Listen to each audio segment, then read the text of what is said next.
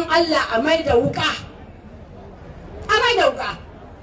mun sani wannan abba yaro ne na sama da shekara 40, ka yi bauta, kakan haifi ɗan cikinka, amma idan akwai shawarar da ikawo wanda ta jaje dole ka ɗauki shawararsa. Mu a yau roƙo muke yi, ubangidan nan nasa ya yi haƙuri da shi, abin da ya kamata mu ba da shawara don a yi sulhu a zauna lafiya. Shi abba ya biyayya ga wa'annan shugabanni wanda suka riga shi yin mulki.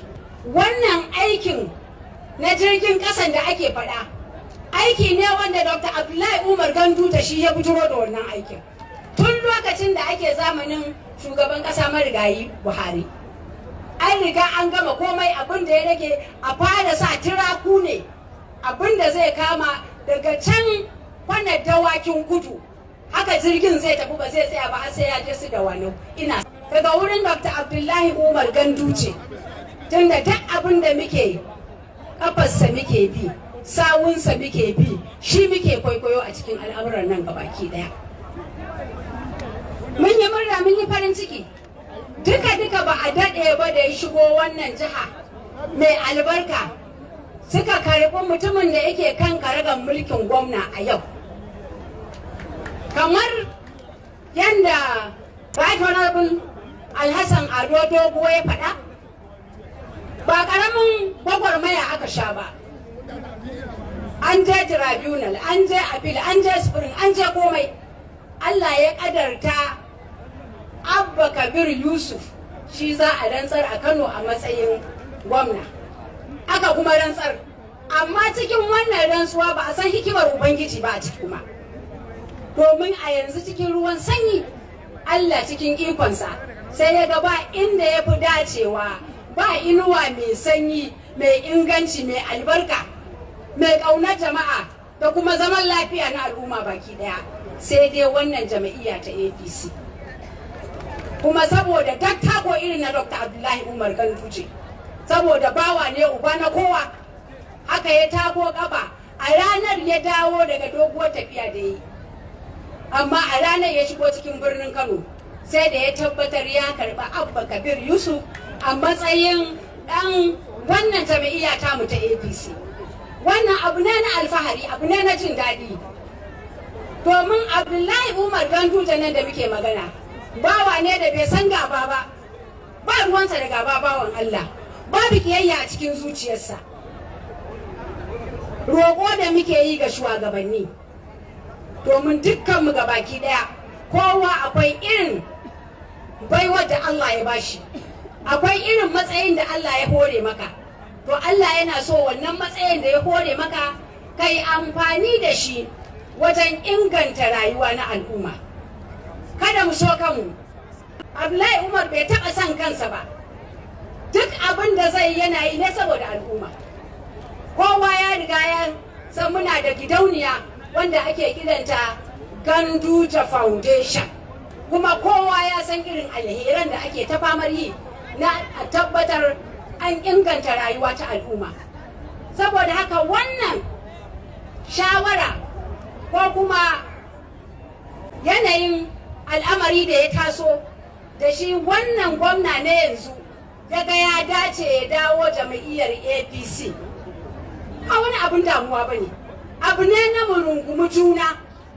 Saboda duk wasu wanda suka biyo gwamna da ike ci yanzu sun zama sababbin 'yan jam'iyyar APC, tsofaffi kuma wanda daman can ana cikin jam'iyyar APC. Abinda Dr. Abdullahi Umar Ganduje yake faɗa shine ku zo mu haɗu mu haɗa kai. Tsintsiya dama ita ce alamar mu, tsintsiya maɗaurin mu ɗaya. In muka haɗa kanmu, in Allah ya so ya yarda ba inda za a samu wata matsala. In Allah ya so ya yarda ba inda za a samu wani fitina. In Allah ya so ya yarda ba inda za a samu wata damuwa da za ta zo ta addaba al'umma. Saboda haka mu a namu ganin tsofaffin 'yan APC din shawarar da wannan bawan Allah ya ɗauka kusan ta yi daidai da abin da kowane bawa yake yi wa al'ummarsa fata.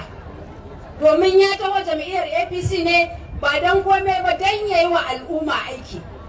Kuma wallahi ba zan manta ba, wannan aikin na jirgin ƙasan da ake faɗa aiki ne wanda Dr. Abdullahi Umar Ganduje shi ya bujuro da wannan aikin tun lokacin da ake zamanin shugaban ƙasa marigayi Buhari. An riga an gama komai, abin da ya rage a fara sa tiraku ne, abin da zai kama daga can wannan dawakin kudu haka jirgin zai tafi, ba zai tsaya ba har sai ya je su da wani ina safara ya ɗauki kaya ya ɗauki mutane. To yanzu kaga alhamdulillah kaya ya tsinke a gindin kaba, tunda Allah ya ba Abba dama ya shigo wannan jami'a mai albarka, me ya rage? Duk wani aiki da aka shirya na baya wanda Dr. Abdullahi Umar Ganduje yake da niyyar yi sai ya dora aka. Dukan mu shaida ne, bawan Allah nan mun ga irin aikace-aikace da ya a garin nan.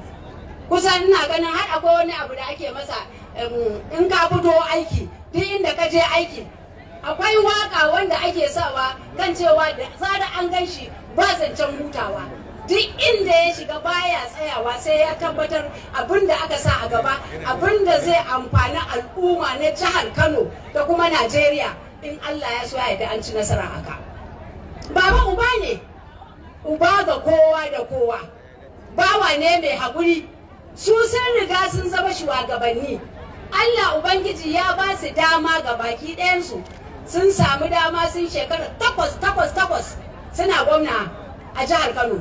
Duk cikinsu ba wanda zai dawo in kuma maimaita babu, kuma lokaci ne yanzu Allah ya nufa Abba wannan lokacinsa ne. Allah ya bashi kuma ya faɗo jam'iyya mai albarka, jam'iyyar APC.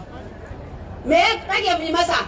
Sai mu bashi haɗin kai da su sababbin da mu tsofaffin yan APC, kai ba ma yan APC ba, gwagwa tana kira da babban murya duk wani wanda yake da kishin jihar Kano da kuma Najeriya ga baki daya, to ya kamata a ce an ba gwamnati haɗin kai 100%, saboda idan shugabanka ya ci nasara kai ma ka ci nasara, kuma abin da ya kamata a yi kenan a rayuwa.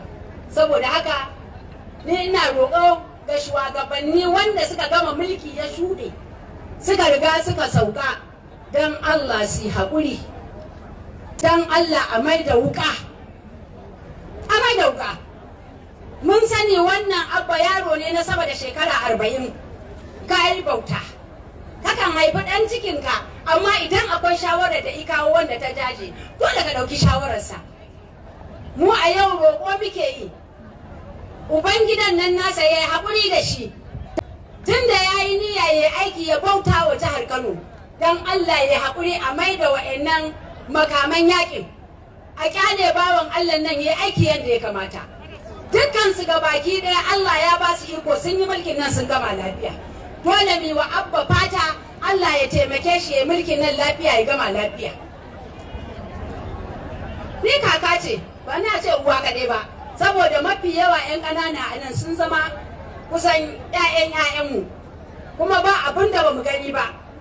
Akwai wata hira da na ji wani yana faɗa, sai na ce kai co, wannan hira ba ta yi min ba, saboda ba yanda za a yi kana zaune tare da ɗan uwanka ya zama na a ce wai kuna gaba, ko kuma ɗan uwanka ka ne masa fatan ya kasance ya shiga cikin wani hali mara daɗi.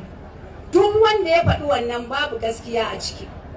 Kada mu manta fa, kusan a ɓangaren mu na nan musamman Kano, sama da kashi 90 ko 95 ma zan ce na al'ummar jihar Kano gaba ɗayan mu musulmai ne, kuma mun san abin da addinin musulunci ya koya mana.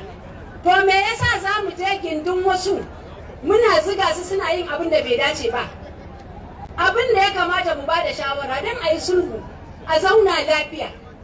Shi Abba ya biyayya ga wa'annan shugabanni wanda suka riga shi yin mulki, ya zama da ya neme su wajen shawarwari yanda za a ciyar da jihar Kano gaba.